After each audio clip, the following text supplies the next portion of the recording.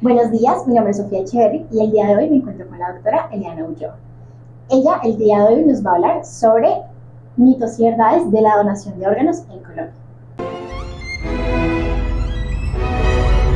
Bueno, antes de empezar me gustaría que la doctora Eliana nos comentara a qué se dedica para hacer una leve introducción. Hola, yo soy Eliana Ulloa, soy médico coordinador operativo de donación y órganos en Colombia. Realmente para mí es muy agradable realizar esta labor.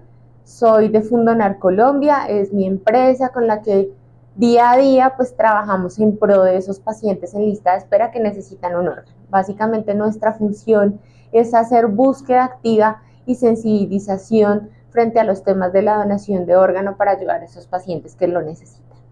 Listo, gracias. Entonces, vamos a empezar con los mitos. Ok. Un mito que anda rondando por ahí es sobre la venta de órganos. ¿Puedes contarnos sobre ello? Bueno, si existe o no el tráfico o la venta de órganos en Colombia es un mito que pues últimamente ha tenido un auge muy significativo. Sin embargo, pues aprovecho el momento para decirles que realmente la lista de espera en este momento en Colombia más o menos hay 3.300 pacientes esperando un riñón, y si realmente fuera tan fácil conseguirlo comprado, creo que cualquiera de nosotros haría lo que fuera por darle una mejor calidad de vida a su familiar o a ese paciente que está en lista de espera. Entonces realmente el tráfico de órganos o la venta de órganos en Colombia no existe, todo está normatizado y legislado. Para ser donante de órganos en Colombia se necesita fallecer en una condición especial que es la muerte cerebral, y es donde el cerebro pierde todas sus funciones, donde se desconecta completamente, pero el corazón sigue bombeando sangre que va a perfundir esos órganos para poderle ayudar a otra persona. Entonces, mito, el tráfico de órganos o la venta de órganos en Colombia no existe. Ok, perfecto. Respecto, hay tal vez un mito de que, es probable que a mí me vayan a trasplantar un órgano en mal estado. Entonces, ¿qué condiciones específicas debe tener para ese trasplante? Ok, muy de la mano de lo que les contaba de el gran número de personas que están hoy esperando un órgano, es porque precisamente dentro de nuestra labor y de lo que yo hago día a día es determinar si ese paciente que tiene muerte cerebral realmente cumple los criterios, que su órgano esté completamente sano para poderle ayudar a otra persona. Porque pues para las personas que requieren ese trasplante es porque tienen un órgano enfermo que ya no cumple las funciones establecidas para que el organismo pueda funcionar integralmente. Entonces necesitamos un órgano sano, y dentro de nuestras funciones está pues evaluar que realmente ese órgano le vaya a cambiar o a salvar la vida a la otra persona. Entonces siempre, y esto se hace en un trabajo en conjunto, tanto los cirujanos de trasplantes como los nefrólogos, hepatólogos, neumólogos, cardiólogos, que hacen parte como de todo un equipo interdisciplinario para poder evaluar la viabilidad de los órganos. O sea, mito, pues la verdad es no se trasplantan órganos por trasplantar, sino siempre hay unos criterios para determinar si el órgano está bueno o no. Bueno, siguiendo por esta línea de mitos, también existe por ahí rondando un rumor de que existen beneficios con dinero para subir en la lista de espera y recibir el órgano pues, antes que otras personas. Ok. Realmente eso es un mito y es algo muy grave, hacer una afirmación como esta. En este momento, cómo funciona la asignación de los órganos. Cuando ese paciente que está enfermo ingresa a la lista, se le hacen una serie de exámenes, de entre esos como su información genética, para mirar con quién puede ser más compatible en el momento de tener un potencial donante. Cuando este paciente fallece y se hace donante efectivo de órganos, lo que se hace es que en este momento hay un software que lo hace automáticamente, y es que cruza la información genética de ese paciente que acaba de fallecer junto con, pues comparándolo con la lista de espera de los pacientes que están en la lista, pues de los pacientes que están enfermos. Entonces, automáticamente eso genera unos puntos y una puntuación para saber quién es más compatible. Entonces, ¿qué miramos? El peso y la talla del paciente, además de su información genética, peso y talla del paciente. El grupo sanguíneo no, pues si el paciente del donante es B, pues claramente sabemos que solamente le va a servir a pacientes B en lista, no se lo van a cruzar a un A, o el A no puede hacer nada para que lo trasplante, pues porque no puede ser compatible. Es tan así que incluso en donante vivo, muchas veces hay familiares que tienen la posibilidad de tener alguien que quiera donarle ese riñón que necesita, no sé, y no es viable porque no, pues, no son compatibles. Entonces realmente eso de que yo pague para puntuar en la lista, pues no es tan cierto. Tenemos pacientes que han durado en lista hasta 9 años esperando ese milagro de Dios de salvarles la vida, entonces realmente no es cierto que se pueda hacer algo económico, alguna remuneración para poder subir en la lista. Ok, gracias. Respecto a este mito de que si saben que soy donante, no me darán la atención que yo espero en caso de que yo me encuentre en un accidente o en lesiones graves.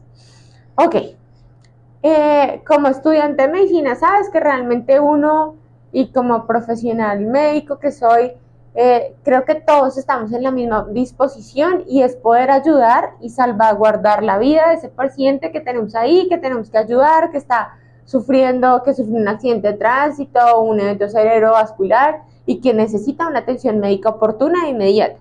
Y todo lo hacemos en pro de poder garantizar y salvar la vida de ese paciente. Si por alguna razón definitivamente las cosas no son como hubiéramos querido y el paciente evoluciona a muerte cerebral, en ese momento es donante de órganos. No es, pues digamos que en este momento la ley 1805 hace que todos en Colombia seamos donantes, a menos de que en vida hubiéramos manifestado a través de la página del Instituto Nacional de Salud que no queremos serlo. Si no nos registramos o nos registramos positivamente, pues se presume que ya somos donantes. Entonces, en ese orden de ideas, creo que realmente prima más la vida de la persona que acaba de llegar y necesita una atención médica inmediata, y ya definitivamente si el paciente evoluciona a muerte cerebral, será donante de órgano. Solo si evoluciona a muerte cerebral. Puede que quede en estado vegetativo, en un estado de coma, que es algo completamente diferente, y pues no va a poder ser donante.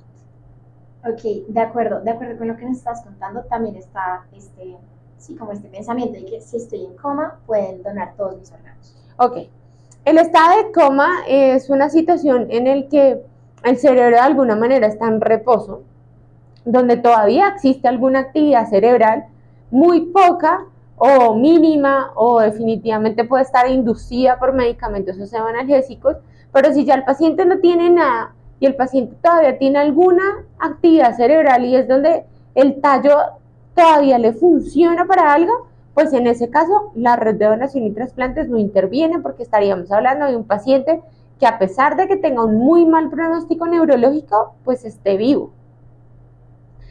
La red de donación y trasplantes solamente interviene en los casos de los pacientes a los que se les ha diagnosticado muerte cerebral. Y la muerte cerebral significa que ética, médica y legalmente la persona ha fallecido.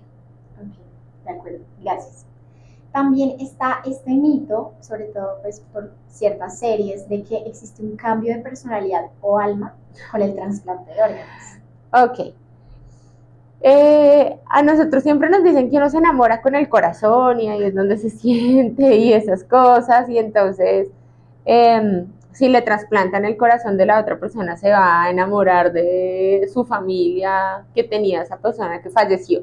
Esto es completamente falso. Toda la información, los sentimientos y la demás se procesa a nivel cerebral.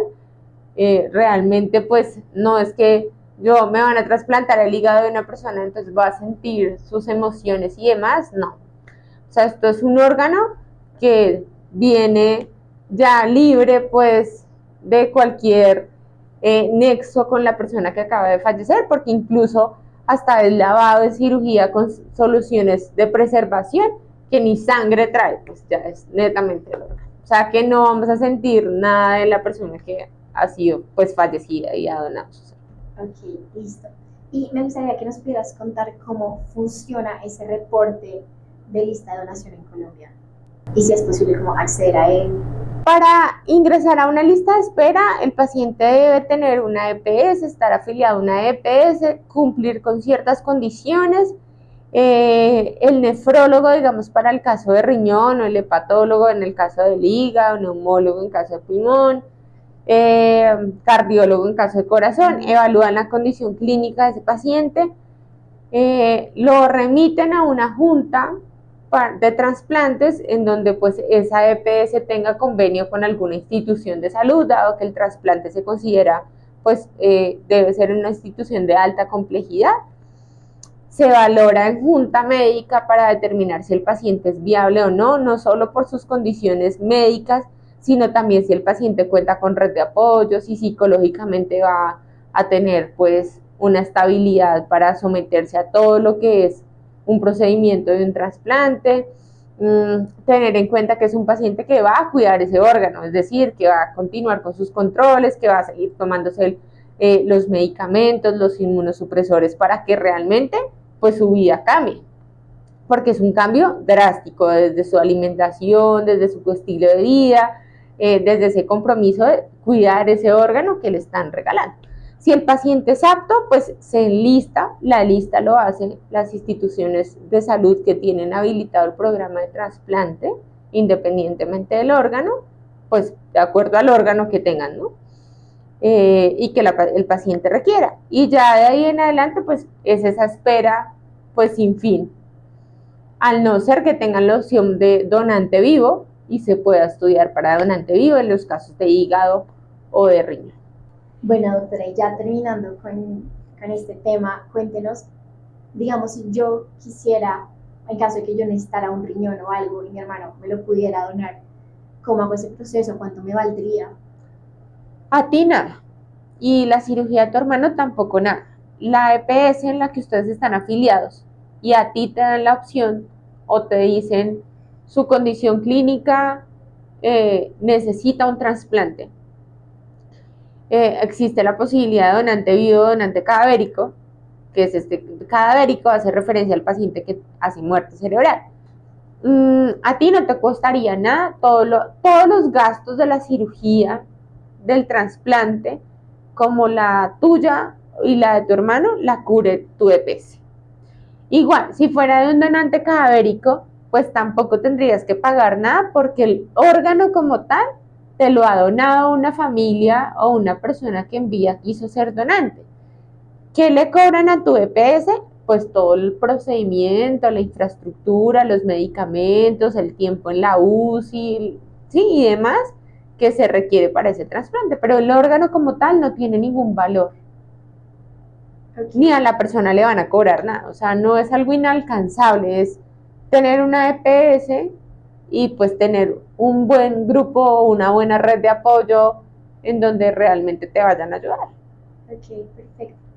Y ya para finalizar, me gustaría que nos comentara todos esos avances que pues ha podido tener la donación de órganos en Colombia. Bueno, realmente este es un tema muy controversial, como hay gente muy a favor, hay gente muy en contra, todavía vivimos mucho de ese mito que es esa creencia cultural en ocasiones malintencionada y eso ha hecho pues que de alguna manera la donación no avance como debería avanzar en nuestro país. Realmente nuestra tasa de donación es muy baja, sin embargo pues hemos ido trabajando día a día para que esto pues mejore y para poderle ayudar a esos pacientes que lo necesitan. Actualmente ya en Medellín, Cali, se hace trasplante de páncreas, que en Bogotá aún no tenemos habilitado, se está haciendo trasplante de intestino delgado. Creo que hemos ido avanzando, sin embargo, pues realmente lo que necesitamos son más espacios como estos, en donde la gente se pueda enterar que realmente pues uno después de morirse, uno ya no es nada, ¿sí? Ya lo que haya hecho en vida, pues lo hizo y ya después de la muerte ya no queda nada. Pero la donación de órganos es esa posibilidad de trascender y ayudarle a otra persona. No nos queda nada más. Es pensar que, pues si algo nos pasa, ¿por qué ser egoístas? ¿Y por qué negarle la posibilidad de vivir a una persona que lo necesite, a una familia, a un entorno familiar, a unos niños de tener otra vez una mamá, un papá saludable? Me gustaría que nos comentaras también sobre cómo es ese proceso que debe seguir el individuo para dejar de ser donador. en Colombia? La ley 1805 del 2016 dice que la persona en vida puede manifestar su oposición a la donación. Entonces debe inscribirse en la página del Instituto Nacional de Salud. Ahí está el link, digamos que abre la ventana, quiero ser donante o no quiero ser donante. Y para no serlo, debe dejar un documento notariado donde diga pues que no quiere ser donante de órganos. Considero que es una posición también muy respetable.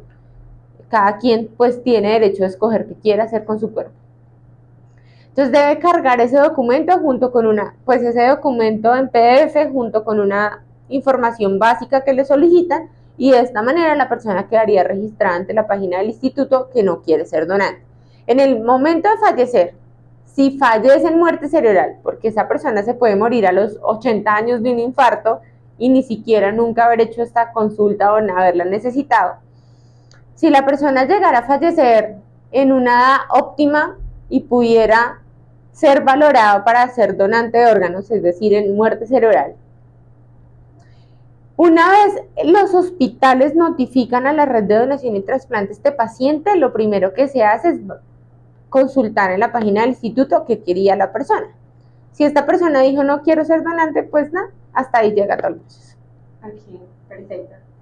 Y quisiera que nos comentaras de cómo se resuelve ese conflicto que existe, o que pues mucha gente cree que existe en cuanto a donadores y receptores nacionales e internacionales, y también extranjeros. Ok. Si tenemos, no sé, un paciente extranjero que ingresa a nuestro país de manera legal, que tiene un pasaporte o que de alguna manera ya ha permanecido cierto tiempo en nuestro país y tiene un permiso especial de permanencia o una cédula que le haya sido como legalmente autorizado que esté residiendo en este momento en Colombia, es un paciente que puede ser donante de órganos sin ninguna contraindicación, pues legal, ¿no? Independientemente de la condición médica que pueda tener el paciente. Si es un paciente que ingresa de manera ilegal, extranjero ilegal, ese paciente no puede ser donante de órganos, porque pues estaríamos hablando como de tráfico de órganos, pues porque no se sabe quién es esta persona, quién llegó, pues podemos saber quién es, pero no sabemos su procedencia y demás. Entonces, si el paciente está ilegal, no tomamos este paciente. Y en cuanto a los receptores. En cuanto a los receptores, en Colombia solamente se trasplantan pacientes colombianos. Se pueden trasplantar extranjeros siempre y cuando cumplan como con unas condiciones, y es que lleven residiendo más de 2 años en Colombia, que estén afiliados a una EPS, que tengan como un nexo. No es como, voy a ir a Colombia a trasplantarme y me devuelvo, pues no. O sea, eso es como que lo que la gente creería, y es como, no dono mis órganos porque se van a ir a otro país. No, realmente las listas en Colombia son muy extensas y la probabilidad de que no le sirva un órgano a un colombiano pues realmente es muy mínima, o sea, es cero realmente. Ok. ¿Y nos podrías comentar un poquito más sobre esa puntuación en la lista de espera? O sea, ¿de qué depende que yo esté más arriba en cuanto al tiempo, edad, o qué otras variables tienen en cuenta? No sé. ¿No?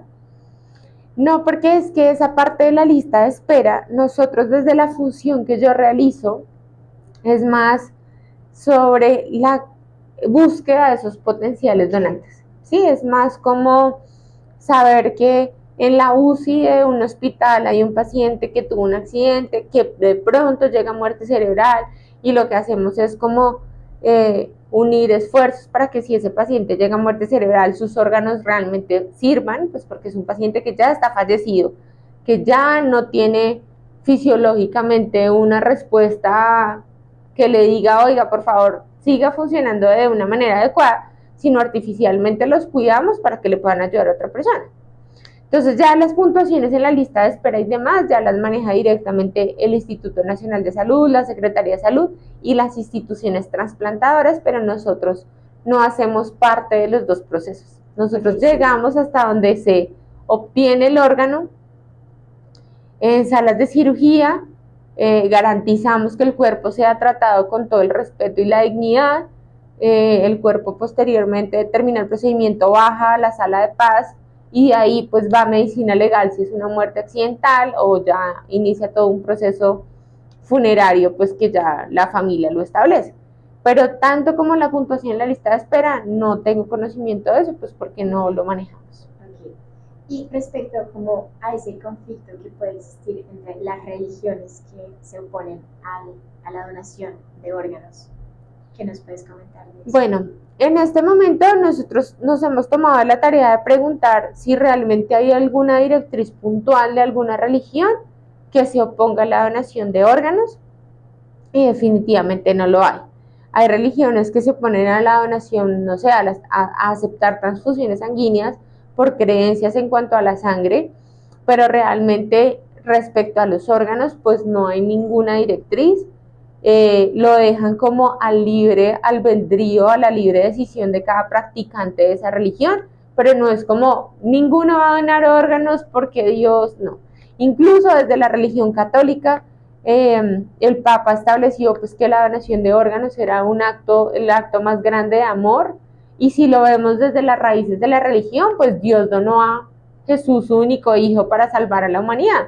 Entonces, pues realmente creo que la donación es un acto de amor, de generosidad, y como te decía, pues hasta la fecha no hay ninguna religión que diga se prohíbe la donación de órganos en nuestros creyentes. Bueno, y ya para cerrar el tema, pues unas pequeñas conclusiones como sobre la donación y la importancia. Bueno, creo que uno, el tráfico en Colombia no existe, el tráfico de órganos en Colombia no existe, a la fecha no hay ningún reporte de una persona que haya sido secuestrada, que haya sido encontrada en una tina sin un riñón. Las religiones no se oponen a la donación de órganos y tejidos. La única manera para poder ser donante de órganos es fallecer en una condición que se llama muerte cerebral. Siempre procuraremos salvarle la vida a la persona que lo necesita, que lo requiere, pero si por alguna razón definitivamente su lesión neurológica es tan catastrófica que lo lleva a muerte cerebral, pues existe la posibilidad de poder ayudar a otras personas. Lo pueden hacer a través de la página del Instituto Nacional de Salud, en donde pueden buscar el link relacionado a todo lo del tema de la donación, ahí se pueden inscribir, realmente es súper sencillo. Y esto realmente le podría ayudar y le cambiaría la vida, incluso le salvaría la vida a muchas personas que están en la lista de espera. Sí, recordemos que la donación de órganos es la única posibilidad de curación de muchos pacientes que están en estadios ya muy crónicos, que ya no tienen solución, y el único tratamiento, inclusive curación, es la donación de órganos. Y ya, doctora, muchas gracias por su tiempo. Esperamos volverla a ver por acá. Gracias por la invitación, un abrazo para todos.